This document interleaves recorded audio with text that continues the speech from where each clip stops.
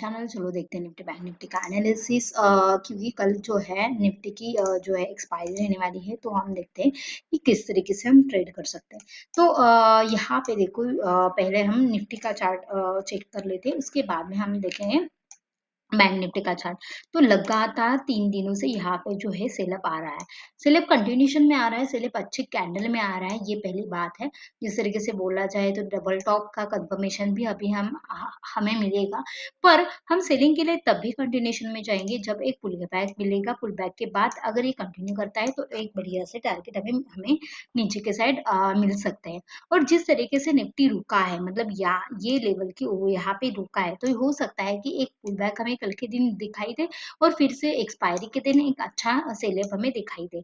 तो यहाँ पे है किस तरीके से हम प्लान कर सकते हैं, वो देखते हैं 15 मिनट्स का टाइम फ्रेम के ऊपर। तो यहाँ पे जो है हम 15 मिनट्स के टाइम फ्रेम के ऊपर आए हैं।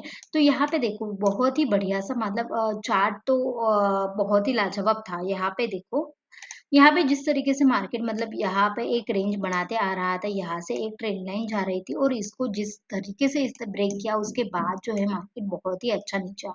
मतलब ऑप्शन बाइंग में भी एक बढ़िया सा पैसा पैसा यहाँ पे बनाया होगा।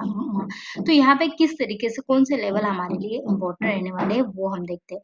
तो यहाँ पे ये लेवल हमारे लिए इम्पोर्टेंट रहने वाली है, यानी कि आज का लो 22,230 के नीचे अगर मार्केट निकलना शुरू होता है फ्लैट या छोटा सा गैप डाउन ऊपर होने के बाद, तो हम थोड़ा सा हाफ क्वांटिटी में ट्राई करेंगे। क्योंकि हाफ क्वांटिटी में क्यों मैं ये बताती हूँ, क्योंकि ट्रेंड जो है बहुत ही, मतलब ऊपर से आया है और कहीं पे भी एक बड़ा एक पुल बैक नहीं मिला है।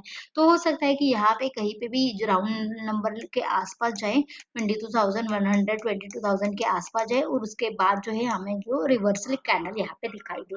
और एक चांसेस वेरी हाई कि जिस तरीके से इसने क्लोजिंग दिया है, क्लोजिंग यानी कि एक स्ट्रॉन्ग क्लोजिंग बोल सकते हैं। मतलब यहाँ पे ओपन हुआ और यहाँ पे थोड़ा सा ही ऊपर जाके ये क्लोज हुआ है, यानी कि 300 के आसपास ही क्लोज हुआ है। तो हो सकता है कि चांसेस आर वेरी हाई कि ये थोड़ा सा निगेटिव क्लोजिंग है, तो चांसेस आर वेरी हाई कि ये एक गैप डाउन खुल सकता है। और अगर गैप डाउन खुलता है तो ये पहले नीचे जाने की कोशिश करेगा और फिर से एक बाउंस बैक लेगा और बाउंस बैक देने के बाद ये जो है कंटिन्यूशन में चला जाएगा।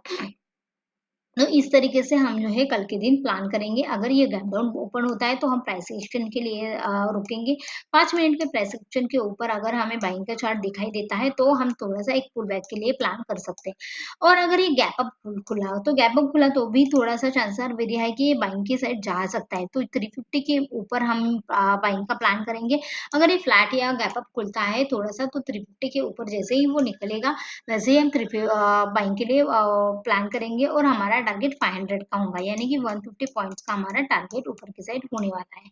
तो ये हुआ निफ्टी के बारे में। चलो देखते हैं बैंक निफ्टी किस तरीके से हम प्लान कर सकते हैं। तो बैंक निफ्टी में भी बहुत ही अच्छा ट्रेंड आया, हालांकि मतलब यहाँ पे जो ब्रेकडाउन है, ब्रेकडाउन बहुत बड़े कैंडल ने किया, तो यहाँ पे मतलब एसएल रखने का ज्यादा प्लेस नहीं मिला था और एसएल रखे तो भी एक बड़ा एसएल था। पर 1:1 यहाँ पे देखो, 1:1 तो टारगेट यहाँ पे मिल ही चुका है। तो यहाँ पे बहुत ही बढ़िया सा एक सेलअप हमें दिखाई दिया है। तो यहाँ पे देखो, यहाँ पे कंसोलिडेशन करने के बाद यहीं पे मार्केट आके क्लोज किया है। मतलब हमें यहाँ पे दो तीन चीजें जो है ध्यान में रखनी होगी। क्या कौन सी वो चीज है? मार्केट देखो, मार्केट जिस तरीके से आ रहा है, तो यहाँ पे एक गैप पेंडिंग था, ये गैप फिल करने के बाद मार्केट जो है यहाँ पे रुका है। तो ये थोड़ा सा सपोर्ट जोन बनेगा। और अगर ये सपोर्ट जोन बनेगा तो हो सकता है कि यहाँ पे फ्लैट ओपन होता है तो भी ये प्राइस एक्शन बनने के बाद एक ऊपर के साइड मोमेंटम दे सकता है। पर जब तक ये 48,450 के ऊपर क्लोजिंग नहीं देता, ये इस लेवल के ऊपर क्लोजिंग नहीं देता, तब तक हम बाइंग के लिए नहीं जाएंगे। तो हम 450 से लेके 275 का जो है, 200 का जो है लेवल का हम छोड़ देंगे। उसके जो बीच में हम ट्रेडिंग नहीं करेंगे, क्योंकि वैसे बोला जाए तो 250 पॉइंट्स की रेंज है। पर यहाँ पे वोलेटिलिटी रह सकती है, यहाँ पे हो सकता है ये ऊपर गया फिर से ये नीचे आया, फिर से ये ऊपर गया। तो यहाँ पे बेटर है कि हम 450 तक हम छोड़ देंगे और हम उसके पहले मतलब उसके ऊपर या उसके नीचे हम प्लान करेंगे। अगर ये 200 को लेवल क्रॉस कर लेता है, तो 200 लेवल क्रॉस करता है तो ही हम सेलिंग के लिए थोड़ा-सा ट्रेड करना पसंद करेंगे। और सेलिंग के लिए कब तक करेंगे? सेलिंग के लिए हमें 48,000 एक राउंड नंबर है और यहाँ पे देखो, यहाँ पे 47,800 के आसपास टू बी वेरी प्रिसाइज ये लेवल है, 47,780 की लेवल है। तो इसके आसपास हमें एक बाइंग का सिनेरियो दिखाई दे सकता है।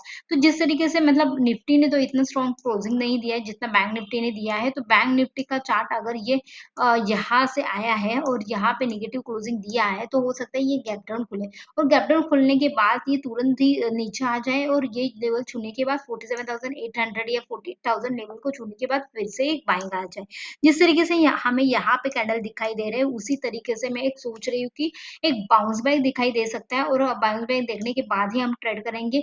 गैप डाउन भी ओपन होता है या गैप अप भी ओपन होता है, हम प्राइस एक्शन के ऊपर ही डिपेंड करेंगे कि कहाँ पे मार्केट जा रहा है, उसी डायरेक्शन में हम प्लान करेंगे। क्योंकि प्राइस एक्शन क्योंकि यहाँ पे देखो, यहाँ पे 3-4 मतलब बैंक निफ्टी में तो 5 दिनों से रेड कैंडल बना रहा है, तो एक बाउंस बैक पेंडिंग है, उसके बाद ही हम फिर से एक सेलिंग मार्केट के लिए प्लान करेंगे, पर तब तक हम सेलिंग मार्केट के लिए प्लान नहीं करेंगे, ठीक है?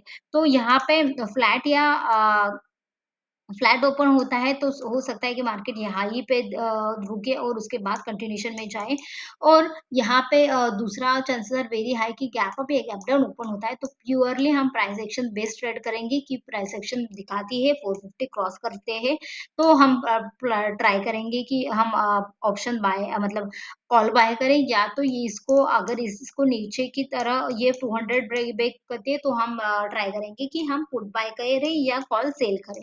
तो ये हमारे लिए 2 ऑप्शन रहने वाले हैं। चलो देखते हैं फिन निफ्टी का चार्ट, क्योंकि फिन निफ्टी का बहुत ही इंटरेस्टिंग हमने ये किया था, एनालिसिस किया था और यहाँ पे देखो, यहाँ पे मतलब जो लेवल बैंक निफ्टी में दूर थे, निफ्टी में भी दूर थे, वो लेवल जो है या फिन निफ्टी में बहुत में ही पास में थे। यहाँ पे एक ट्रेड मिल चुका होगा।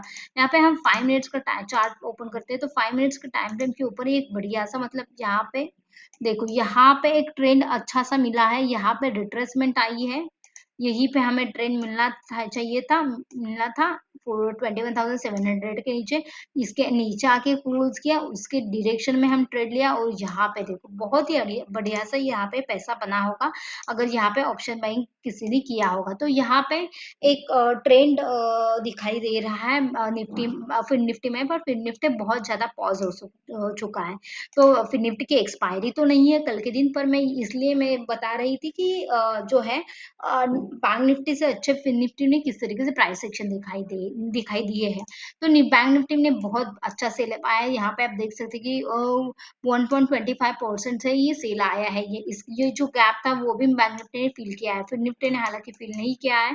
तो हमें थोड़े से टारगेट जो है बाइंग के साइड हम कल के दिन एक पुल बैक के लिए हम ट्राई करेंगे और कल का दिन एक्सपायरी होते हुए भी ये बोलना चाहूंगी कि कल मतलब जब मार्केट सेलिंग के लिए आता है और उसके बाद बाइंग के लिए अगर जाना चाहता है तो बहुत सारी रेजिस्टेंस ही हिट कर लेता है।